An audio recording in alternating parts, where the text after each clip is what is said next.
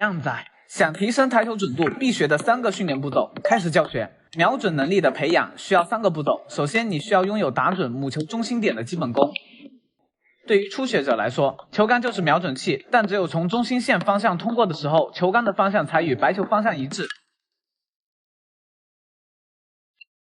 如果出杆的时候打在了白球的左边，则白球的实际线路就会偏向右边。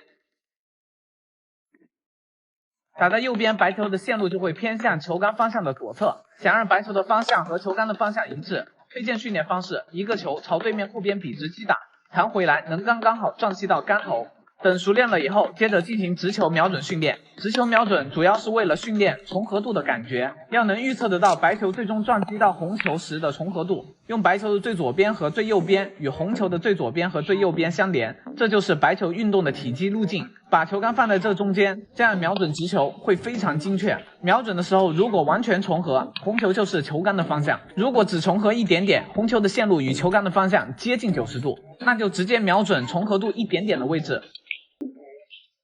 如果红球在这里，角度大约是45度，瞄准重合度大概是1/3的位置。训练角度球时，需要将2颗球定点进行训练。站在2颗球的正后方，通过观察带口与红球连线的角度来判断白球的重合度。初学者可以先走到红球的进球线后，用球杆辅助，放在红球后方半颗球的位置，保持杆头不动，旋转球杆到白球正上方，朝这个方向击打就可以了。无论白球在什么地方，白球最终撞击的位置都是不会变的。想要系统学习台球技术，发我666。下课。靓仔，打白球中心点到底能不能打出纹丝不动的定杆？答案是不能，那是因为杆头打到白球中心点，白球会在短暂的滑动后被台面的摩擦力带上向前的旋转，所以当你用中杆打进直线球后，都会向前滚动一点点。那么我们将击球点向下移动一些，使母球带上一点向后的旋转，来抵消摩擦力，才能将白球定住。那有人就会问，为什么要练习白球定住呢？台球的技术可不是将球打进就完事了，把白球控制到下一杆容易击打的位置更加重要。走位好了，才能毫不费力的连续击打。定杆的杆法对走位可是至关重要的。直线球是定住的效果，而有角度的情况下，白球撞击目标球时，力量会一分为二，白球会沿着撞击点90度切线的方向分离。以这个球为例，红球进这个袋，白球停在这里会比较容易击打黑球，它的切线方向刚好能从2颗球中间穿过，所以我们只需要击打白球中间偏下一点点，就可以保证白球能顺利的走到黑球的位置，赢下这局。现在了解一下不同情况下的定杆。第一种情况，相同距离，力量越小，打点越低，大力打中杆，中力打中低杆，小力打低杆。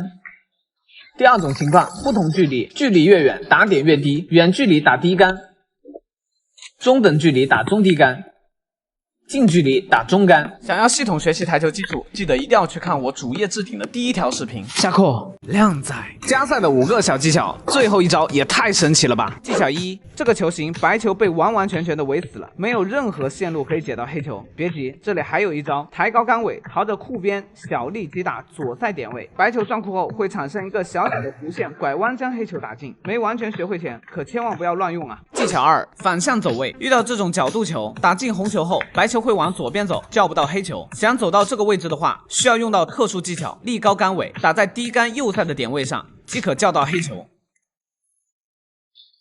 技巧3，中带加塞，这个球形想要走位黑球的话，越大力加塞就越走不过去，可以选择小力高杆左塞，就能轻松的走到黑球的位置。技巧4，长扎杆，这个球形想要击打黑球几乎不可能，但你只要抬高杆尾，瞄准库边方向，击打白球的左塞点位，白球会先让库边凹陷，带着左旋转碰到第2库，接着产生一点点弧线绕过这堆障碍球，将黑球打进。再来看一次正常速度的示范，非常好用。技巧5，遇到像这样的球形，球特别直，想要走位黑球，可是后方又有一颗球阻挡，打低杆会直接撞到。此时就要用到扎杆塞球，立高杆尾，击打中低杆左塞的点位。接下来见证奇迹的时刻。想要系统学习台球技术，记得一定要去看我主页置顶的第1条视频。下课。靓仔，哇，我打得这么准吗？入射角等于反射角，看好了。哎，有什么问题吗？怎么这样等呢？注意看，因为力量大，库边产生了凹陷，凹陷的回弹会给球一些反向的力，所以想要大力秀一杆时，需要适当的向左多瞄一些。不要紧张，小伙子。看到没有啊？这怎么练的？能不能教我？我加班1星期。你说了啊？可以。来。首先，先在对面库边上找到这4个点，分别放上翘粉，每2个点之间距离16.75厘米，分别对应这边的4个点，每2点之间的距离是33.5厘米。先看一下4号点位对应的这条线，目标球无论在这条线的哪里，都可以对着4号点小力击打，就能翻进中袋。这个需要靓仔们大量的训练这4条线，每条线至少训练100次以上。想练成翻袋神功，可不是眼睛看会了就行，而是要将它们牢牢的刻在本能里。这就像给你加装了4把尺子一样，任何目标球在桌上，只要看一眼就知道用哪条线作为参考线。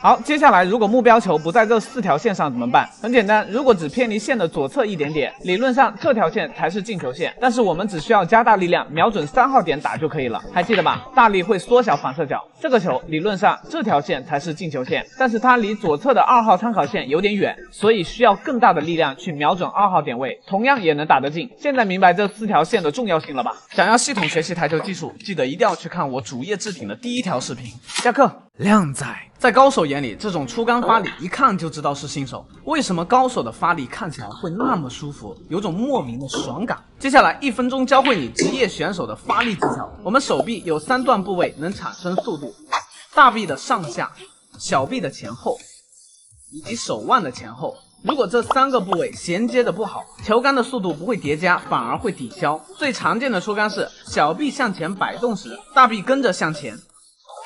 这会让小臂失去了发力的支点，就会感觉出杆没速度了。同时，球杆尾部压低，杆头就会上翘，力量的方向也会变得向上挑，而不是水平朝前。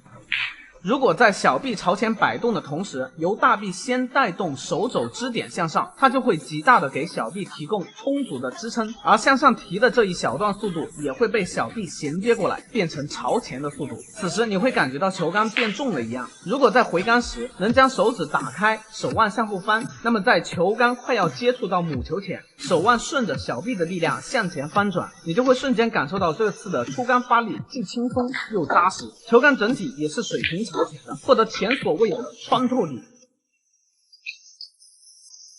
实战应用，太硬了，穿透，劲儿啊！快点，太硬了！这个能过你，给你200，你多加2。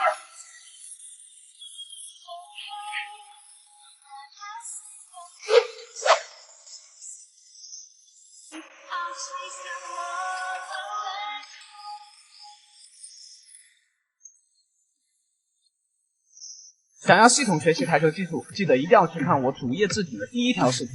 下课。